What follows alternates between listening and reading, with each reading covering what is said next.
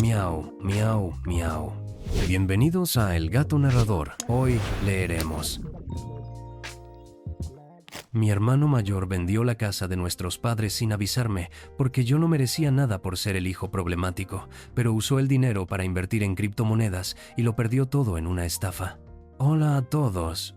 Necesito desahogarme porque lo que acaba de pasar en mi familia es tan surrealista que todavía no me lo creo del todo.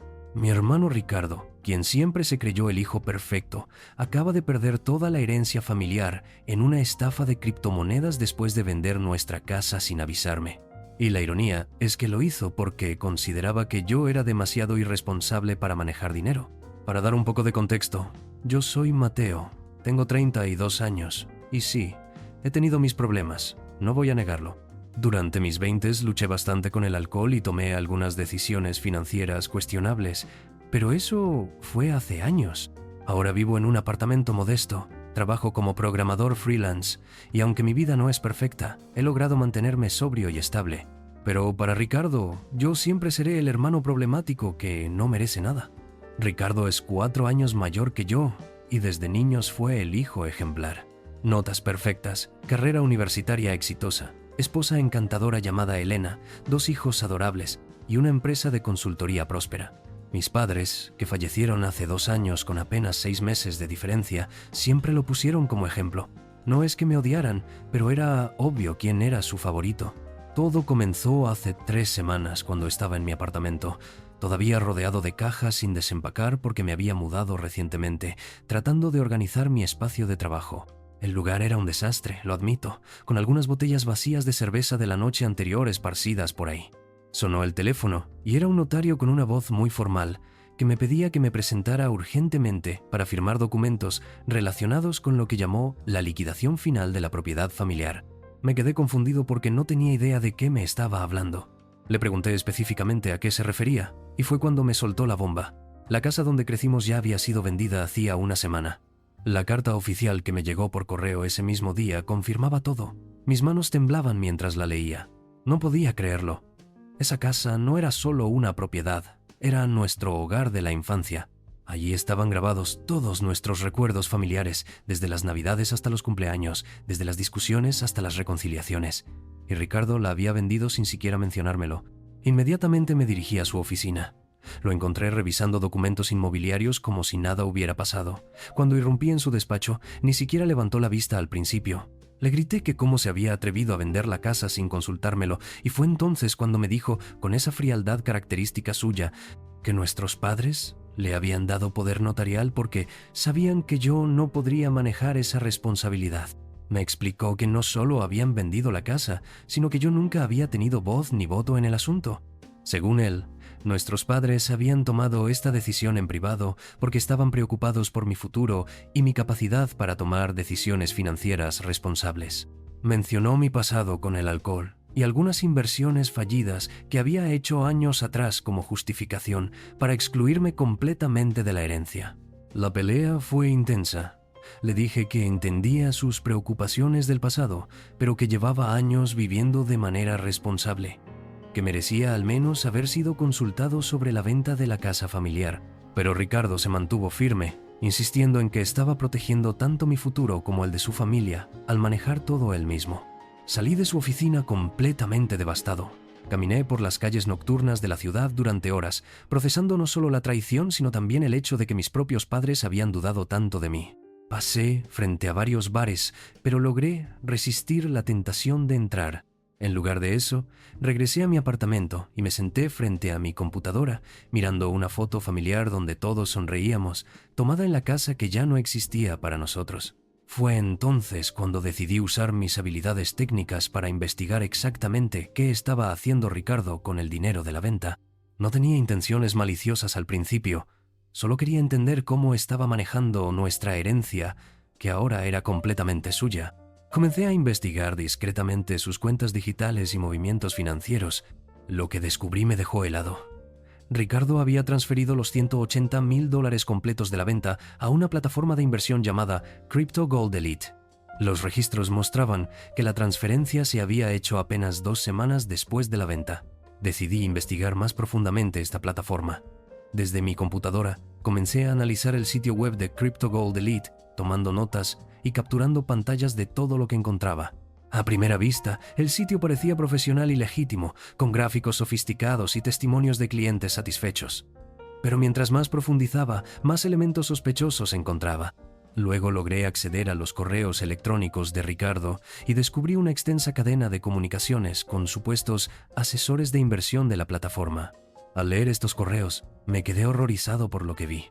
Los llamados asesores habían estado presionando constantemente a Ricardo para que invirtiera más dinero, prometiéndole rendimientos del 300% en apenas 6 meses.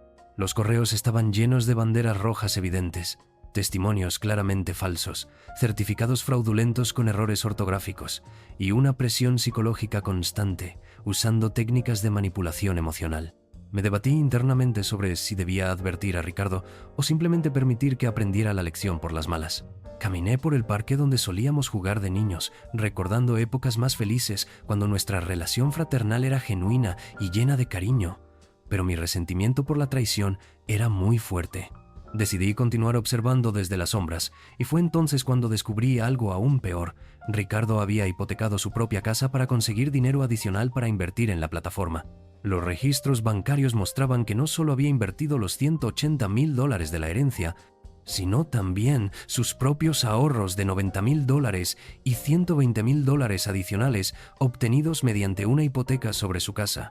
En total, había puesto en riesgo $390,000. Durante varios días observé cómo Ricardo revisaba obsesivamente su teléfono y computadora, esperando noticias de sus inversiones. Se veía ansioso y nervioso, muy diferente al hombre seguro y controlado que siempre había conocido. Una mañana, intenté acceder al sitio web de Crypto Gold Elite desde mi computadora y descubrí que la página ya no existía. Todos los dominios habían sido cancelados, las comunicaciones habían cesado completamente. Los $390,000 habían desaparecido en el aire. Observé desde mi auto cómo Ricardo salía de su oficina con aspecto completamente desesperado, haciendo llamadas telefónicas frenéticas desde la acera. Su lenguaje corporal mostraba pánico total, pero la pesadilla no había terminado. Logré interceptar nuevos correos en su cuenta y descubrí que los estafadores habían reaparecido con una nueva propuesta.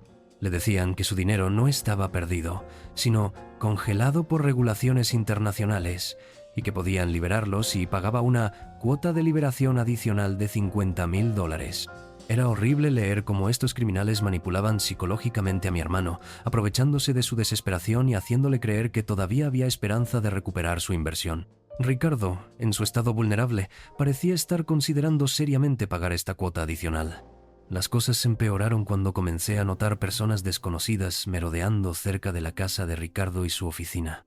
Al investigar más, descubrí correos donde los estafadores, ahora más agresivos, mencionaban tener representantes locales y hacían referencias veladas a la familia de Ricardo. Los mensajes implicaban amenazas físicas si no pagaba la cuota de liberación. Seguí discretamente a uno de estos hombres sospechosos durante todo un día, confirmando que estaban estudiando la rutina diaria de Elena y los niños. Esto ya había traspasado todas las líneas. Una cosa era que Ricardo perdiera dinero por su propia codicia y arrogancia, pero involucrar a su familia inocente era completamente inaceptable. Fue entonces cuando mi teléfono sonó. Era Ricardo, y su voz sonaba completamente quebrada. Me suplicó que nos encontráramos urgentemente, que necesitaba hablar conmigo sobre algo muy importante. Cuando llegó a mi apartamento, estaba completamente destruido. Había perdido peso, tenía ojeras profundas y temblaba visiblemente. Con lágrimas en los ojos, me confesó todo: la estafa, la pérdida completa del dinero, las amenazas contra su familia. Admitió completamente su traición hacia mí y me suplicó perdón. Pero también me reveló que los criminales habían amenazado específicamente a Elena y los niños si no pagaba los $50,000 adicionales en una semana. Ver a mi hermano mayor, siempre tan orgulloso y controlado, completamente destrozado y suplicando mi ayuda, fue una experiencia surreal. Por un lado, sentía una satisfacción vengativa, viendo cómo sus decisiones arrogantes lo habían llevado a la ruina. Por otro lado, no podía ignorar el peligro real que enfrentaban Elena y los niños. Después de que Ricardo se fue, me quedé solo en mi apartamento procesando todo lo que había escuchado. Miré nuevamente la foto familiar, pero esta vez me enfoqué en los rostros de Elena y los niños. Ellos no tenían la culpa de las decisiones estúpidas de Ricardo, ni de la traición que me había hecho. Tomé una decisión crucial. Utilizaría mis habilidades técnicas no para vengarme de Ricardo, sino para ayudar a proteger a su familia y, si era posible, llevar a estos criminales ante la justicia. Comencé una investigación técnica profunda, rastreando direcciones IP, analizando metadatos de correos y siguiendo cada rastro digital que pudiera encontrar. Lo que descubrí me asombró. Esta red criminal era mucho más grande de lo que había imaginado. Habían victimizado a cientos de personas en múltiples países usando la misma estrategia de plataformas falsas de criptomonedas. Organicé meticulosamente toda la evidencia digital que había recopilado durante semanas, preparando un dossier completo con pruebas irrefutables de la estafa. Tenía capturas de pantalla, correos electrónicos, registros de transferencias, identificaciones de cuentas falsas y patrones de comportamiento de toda la red criminal. Contacté secretamente a las autoridades federales especializadas en cibercrimen, proporcionándoles toda la evidencia que había reunido. Me reuní con agentes especializados y les expliqué detalladamente cómo había descubierto la estafa y la extensión de la red criminal. Las autoridades me confirmaron que mi información era crucial para una investigación internacional que ya estaba en curso. Habían estado rastreando a esta organización criminal durante meses, pero mi evidencia proporcionaba las piezas faltantes del rompecabezas. Me pidieron que continuara monitoreando las comunicaciones mientras coordinaban una operación para arrestar a los cómplices locales que estaban amenazando a la familia de Ricardo. Los días siguientes fueron de mucha tensión. Esperaba ansiosamente en mi apartamento mientras las autoridades ejecutaban su operación. Monitoreaba constantemente las noticias locales, buscando información sobre arrestos relacionados con estafas de criptomonedas. Finalmente, un agente federal me llamó para informarme que la operación había sido completamente exitosa. Varios cómplices locales habían sido arrestados, incluyendo los hombres que estaban acechando a la familia de Ricardo. La red había sido parcialmente desmantelada, aunque los cabecillas principales operaban desde otros países y su captura tomaría más tiempo. El agente me explicó que, aunque el dinero perdido por Ricardo no podía ser recuperado completamente debido a la naturaleza de estas estafas internacionales, las amenazas contra su familia habían cesado porque todos los operadores locales estaban bajo custodia. Además, la evidencia que yo había proporcionado ayudaría a procesar a otros miembros de la red y, más importante aún, protegería a futuras víctimas potenciales. Update. 3 semanas después de todo este drama, finalmente me encontré con Ricardo en el parque donde solíamos jugar cuando éramos niños. Había perdido su casa debido a la hipoteca que no podía pagar, y su empresa de consultoría estaba al borde de la bancarrota. Elena había tenido que mudarse con los niños a casa de sus padres, mientras Ricardo trataba de reconstruir su vida desde cero. Nos sentamos en el mismo banco donde nuestros padres solían vigilarnos mientras jugábamos. Ricardo se veía 10 años mayor, con canas prematuras y una expresión de derrota que nunca antes había visto en él. Me contó cómo había comenzado todo. Después de vender la casa, había estado investigando diferentes opciones de inversión porque quería multiplicar el dinero de la herencia, no solo para él, sino también para asegurar el futuro de sus hijos. Había leído sobre personas que se habían hecho millonarias invirtiendo en criptomonedas y pensó que era una oportunidad de oro. La plataforma Crypto Gold Elite había aparecido en su búsqueda como una de las mejor calificadas, con testimonios convincentes y certificaciones aparentemente legítimas. Los asesores lo habían contactado proactivamente, mostrándole gráficos de crecimiento impresionantes y casos de éxito de otros clientes. Ricardo admitió que su arrogancia había jugado un papel importante en su caída. Estaba tan convencido de su capacidad para identificar buenas oportunidades de negocio que no investigó adecuadamente la plataforma. También confesó que parte de su motivación para excluirme de la herencia no era solo protegerme, sino también demostrar que él podía multiplicar el dinero familiar mejor que yo. Le expliqué cómo había descubierto la estafa, cómo había monitoreado sus comunicaciones y cómo finalmente había decidido ayudar contactando a las autoridades federales. Ricardo se quedó impactado al saber que yo había estado observando todo desde las sombras y que había sido instrumental en desmantelar la red criminal que amenazaba a su familia. Me agradeció repetidamente por proteger a Elena y los niños, reconociendo que yo había puesto a su familia por encima de mi resentimiento personal hacia él. También se disculpó profundamente por haberme traicionado y por haber dudado de mi capacidad para manejar responsabilidades financieras. No hubo un perdón completo, ni una reconciliación total entre nosotros. Demasiadas cosas habían pasado, demasiadas heridas habían sido abiertas. pero establecimos una base de respeto mutuo que no habíamos tenido en años. Ricardo me prometió que cuando lograra estabilizar su situación financiera, encontraría una manera de compensarme por mi parte de la herencia, aunque fuera parcialmente. Le dije que no era necesario, que lo importante era que su familia estuviera a salvo y que él hubiera aprendido la lección. Antes de separarnos, Ricardo me dijo algo que me quedó grabado, que durante toda esta experiencia había comprendido que la verdadera responsabilidad no se trataba de controlar a otros o tomar decisiones por ellos, sino de enfrentar las consecuencias de nuestras propias acciones, y que yo había demostrado más madurez y responsabilidad en las últimas semanas que él en años. Caminamos juntos hasta la salida del parque, pero tomamos direcciones diferentes al llegar a la calle. No teníamos planes de vernos pronto, pero ambos sabíamos que algo había cambiado fundamentalmente en nuestra relación. Ya no éramos el hermano perfecto y el hermano problemático.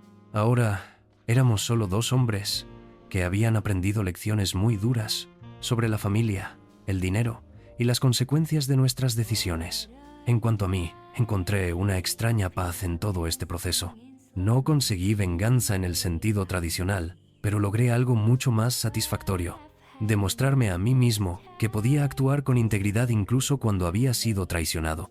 Y tal vez, solo tal vez, ayudé a salvar a una familia inocente en el proceso. La ironía de toda esta situación no se me escapa. Ricardo, quien me consideraba demasiado irresponsable para manejar dinero, perdió toda la herencia familiar en una estafa obvia que yo identifiqué inmediatamente. Mientras que yo, el supuesto hermano problemático, terminé siendo quien actuó de manera más responsable y madura en toda esta crisis. A veces la vida tiene formas muy extrañas de enseñarnos quiénes realmente somos.